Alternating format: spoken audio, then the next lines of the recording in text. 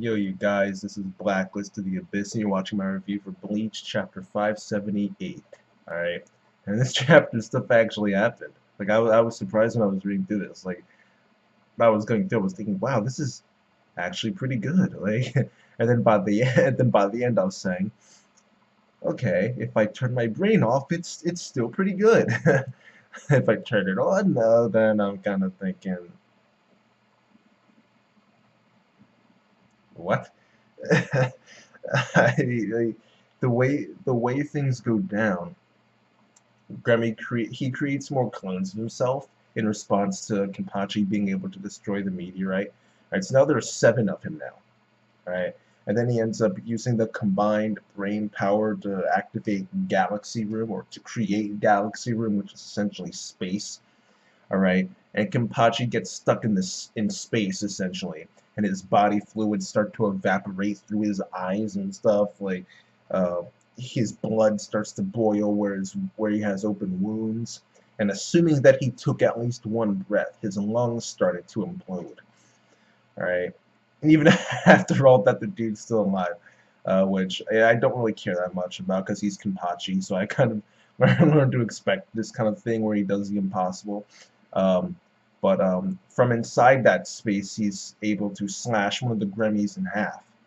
All right, and the other 5 end up grabbing onto him and doing the Chaozu from Dragon Ball Z.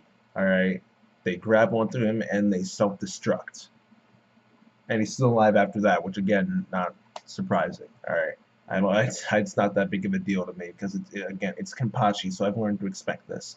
And after that, after seeing that Kenpachi was still alive after all that, Grammy ended up calling him a monster. Okay, and he says, "Well, I'll become stronger than you." In other words, he says he will become stronger than a monster, and that ends up transforming his body into something that would be stronger than a monster. However, we never get to see that transformation finish because his body starts to like pull apart and crap. And according to Kenpachi, he's dead now. I don't know about that because it's Bleach, and more importantly, it's shonen. So who knows if he's actually dead yet? But that's what it's looking like, and it's just like, well, his imagination should have made him stronger than a monster, but why does that necessarily destroy his body? If anything, it should transform his body to something that is capable of handling all of that power, right? So why did it destroy his body if he could just change? Like, again, it's definitely that did it because Kubo wrote on there the consequences of desire, So it's definitely the him wanting to be stronger than Kenpachi, stronger than a monster, I should say.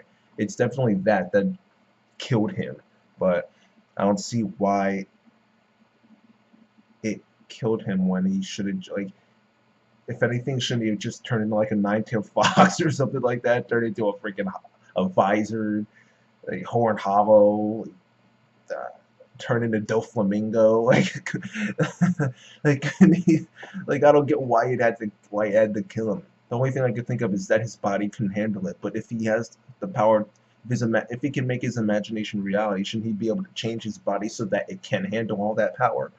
So if like I say, if I think about it, then I have no freaking clue what was going on.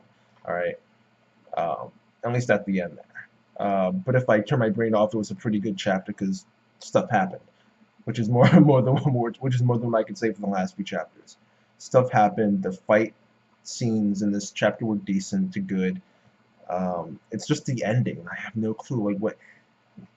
So whatever. I'll just give the chapter 7 out of 10. I'll just meet myself halfway there.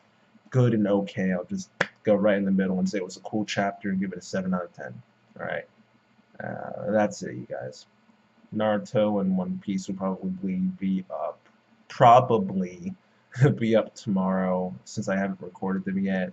Because yes, I actually am reviewing One Piece this week because I thought it was pretty good. So I figure I'll review it. I'm going on a chapter by chapter basis, where if I would rate the chapter as an 8 out of 10 or higher, then I'll review it. So as you can tell, I think this chapter of One Piece this week was an 8 out of 10 or greater. So I'll review it. But that's not gonna happen till tomorrow. So yeah, I still have to read Naruto over another time or two to actually make sure I can understand what's going on. Whatever. I'm just rambling now. Whatever. That's it. You guys, chapter gets a 7 out of 10. Rate, comment, subscribe, and I'll see you guys next time.